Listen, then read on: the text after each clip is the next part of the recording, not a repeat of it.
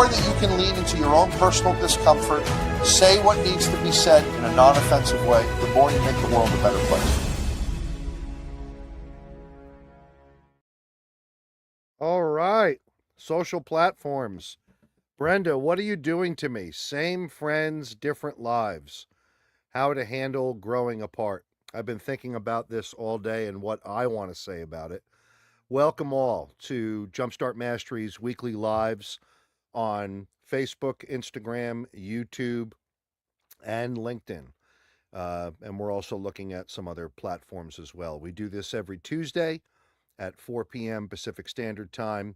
And then on Thursdays, we do a live specific to the Jumpstart Mastery Network, where our community consists of professionals from across disciplines: public safety, behavioral health, for care and services, nursing, medicine, educators, and administrators in workplace violence prevention, where we get a little deeper into the weeds on some of these topics, and we get kind of specific when it comes to responses to behavioral emergency. On these Tuesday sessions, we orient the topics toward everyday matters, and I would say that the everyday matters should not be considered unimportant. This one is very particular, and Brenda does such an exceptional job at looking at what's happening trend wise in social media and developing timely topics for me to talk about from, let's say, the thought leader's perspective at Jumpstart. But we're also going to be featuring our instructors weekly, who are going to be pushing out content on the socials from their perspective. And our instructor cadre is such a wonderful band of heroes, people from reentry with lived experience in carceral systems, people from law enforcement, people from youth and family services, juvenile justice, psychiatric care and services, all of which have deep experience applying our method in the direct service setting. They're much more than trainers. They're thought leaders themselves who have developed and have been encouraged to develop their own perspective and internalize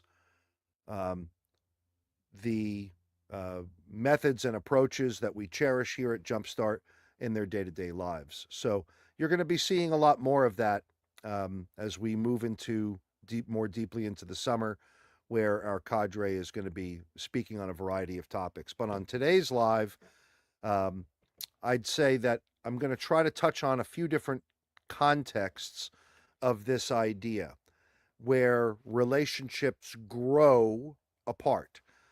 They're not abruptly terminated. They're not ended due to some kind of disagreement, but rather there is the, let's say, accumulation or accruing of distance. And sometimes we don't really particularly become aware of it until there's considerable distance there. Take a moment and consider that. Consider what relationships in your life have grown apart with, you know, a reasonable duration of time for that to have occurred. Could be several weeks, could be several months, maybe even longer. And what constituted that, and why is it that way? And is that a particularly a bad thing? I would say some key takeaways that I'm going to try to focus on today include, I mentioned them in other lives, but they're worth mentioning here because they're important. There is absolutely a fundamental driver to avoid discomfort or to shelve discomfort rather than to sit with discomfort. Maybe a relationship has grown apart because you were working together every day and one of you got a different job. Maybe a relationship has grown apart because a common interest that you shared has changed for one of you.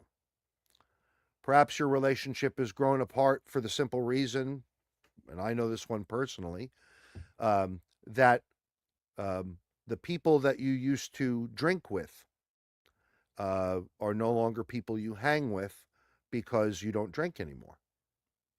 Uh, uh, the contexts are vast, but let's try to focus in on some common themes. I think in the service of avoiding discomfort, we can engage in a lot of self-justification and rationalization to make it easy to put the relationship away, as opposed to bringing into the light and bringing into the relationship a discussion that might enable more peace about it. Not necessarily serving a need to change the distance, but to check in and to acknowledge that it's going on. In the caregiver setting, here's another context. First of all, I would say this. I was a professional caregiver for a long time in a psychiatric care and services system. I served people who lived with intellectual and developmental disability. I served people with serious mental illness. I served people who were identified by the legal system as sexually violent predators, had satisfied their criminal sentence, and now were detained in a place where, unless they actively participated in treatment to attend to their disorder, the likelihood of them leaving and getting into a less restrictive environment was very, very low. I served people who lived with very challenging characterological disturbances, people who would dissociate from reality. In the caregiver context, it's impossible. And I don't care what any clinician might say about it. Those who do probably don't have a lot of experience in long-term care settings. It's completely typical to, and I'm not saying it's particularly healthy, I'm saying it's particularly typical for caregivers to form attachments to people served. And those attachments don't have to be profound, but they justify the identity. People find their way into the caregiving enterprise because very often they associate it with their identity. And when people need to leave the care setting and move on, particularly in the behavioral health context, this can be threatening to the identity of the caregiver. And there are extreme expressions of this also. We've seen Munchausen's by proxy and movies made about it and all kinds of conditions where the caregiver on Cellini's continuum is way over the top and has need of the person served or the patient. I'm not talking about that.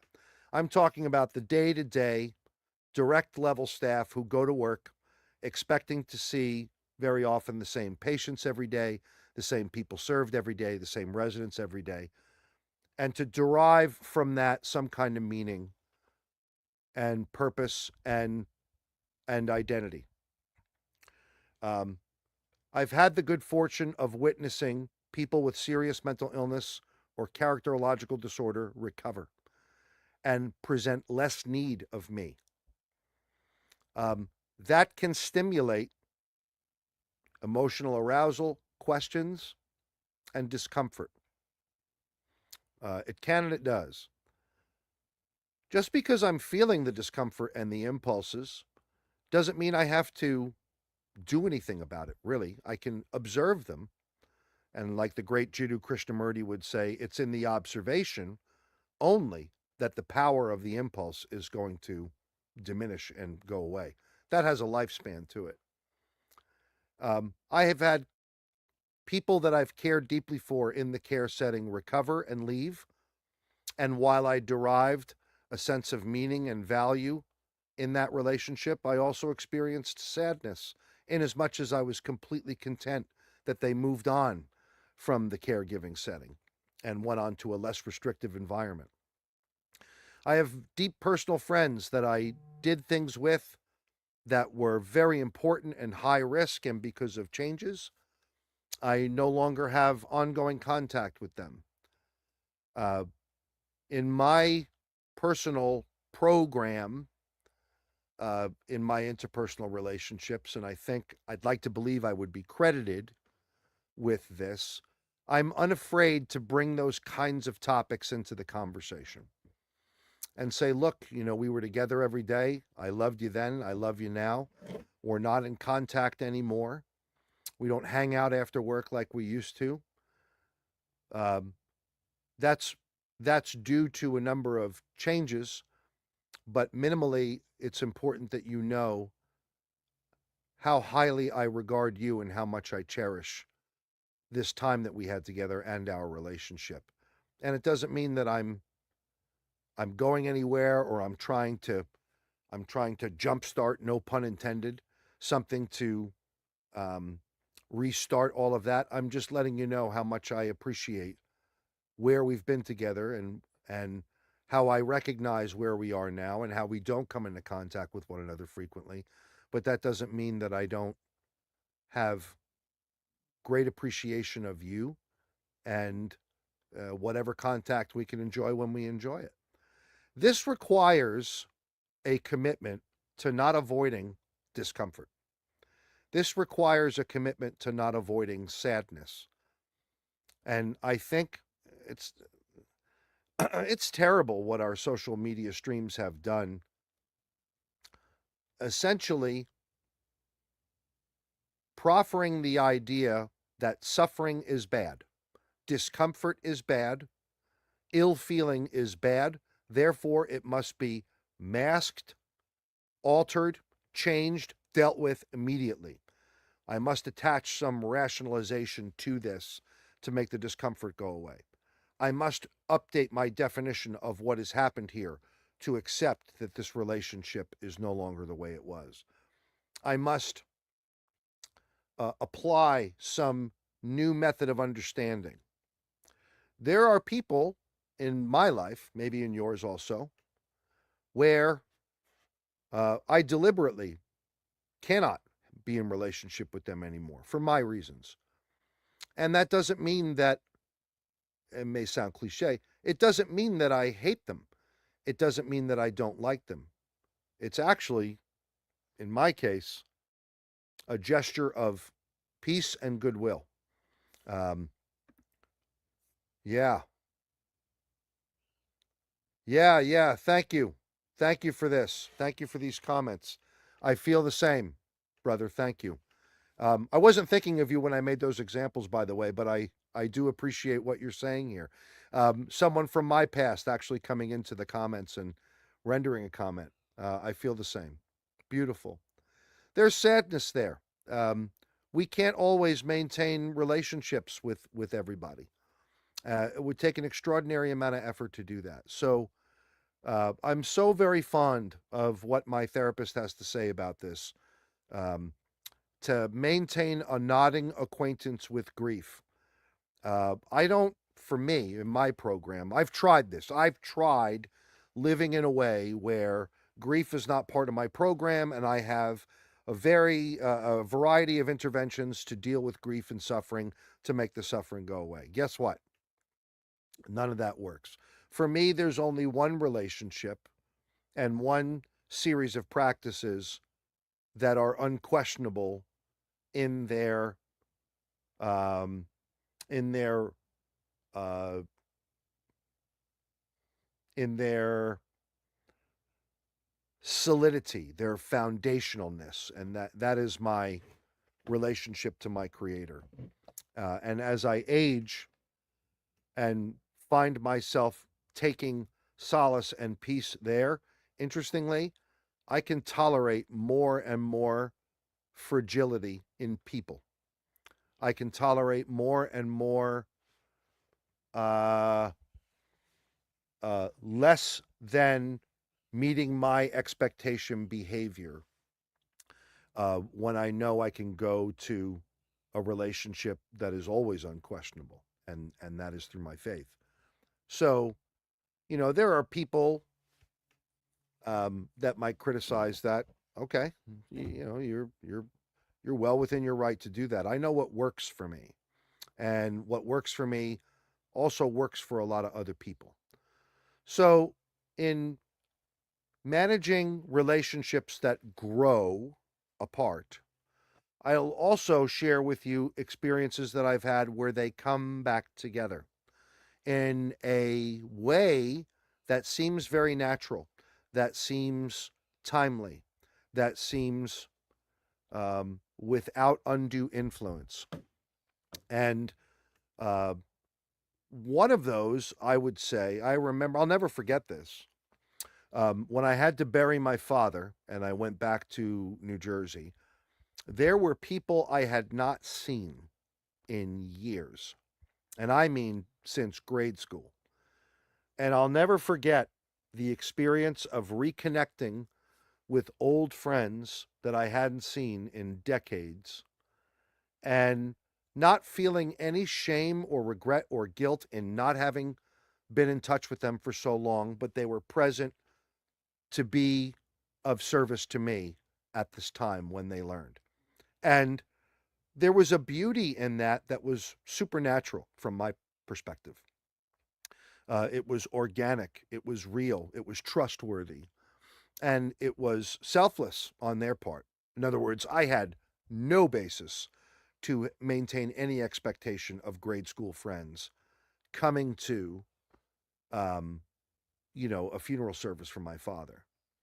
And I've been able to maintain some contact with some of those people since then, on and off. Um, the important takeaways from this conversation today, I think, are as follows. To be honest with yourself in what may constitute a relationship that's grown apart, and you're part of it. Why? Being clear about that. My circumstances changed. My job changed. To be willing to express to another human being, certainly if it's true, that the decrease in frequency of contact has nothing to do with something that they've done. So often I think we can internalize that we're the reason for distance to occur in a relationship, and we begin to question ourselves, our performance in the relationship. It's got nothing to do with that. To be willing to bring into the space in as non-offensive a way possible your description of what's gone on, and to be willing to let someone, if you can, off the hook if they're predisposed to think they're the reason, or to even be courageous enough to say, hey, look, I need to bring something to your attention. This thing that you do, which is your business, is hard for me to be around. I'm sorry I didn't talk about it sooner, but it's hard for me to be around that for extended periods of time, and I won't live by being guilted or shamed into being into relationship all the time when I feel that kind of discomfort. So I need to take care of myself. And I'm not trying to criticize what you do. I'm just letting you know it's hard for me to be around. In that way, the more that we can be honest with ourselves and others and committed to communicating that in a non-offensive way, the more that we have the potential to preserve relationship with whatever frequency of contact it is. So this is a deep, nuanced topic. It requires a willingness to live with discomfort. It requires a willingness to bring impulses of shame and regret into the conversation and to talk about them. Your active listening skills are particularly useful in having these kinds of conversations. And I think that the end stage can be peace without faking the restoration of something when it's not naturally inclined to be that way. So with that, I hope that you derive some meaning and value from this conversation. I love these lives. I hope you enjoyed the cool new clip at the beginning and that all the streams have populated. I want to thank those who have commented and attended. And I wish you all well. Join us on Thursday at the Jumpstart Master Network, where we're going to get into some more specific content as it relates to the professional enterprise of responding to challenging situations that are behaviorally based. I wish you well. Take good care.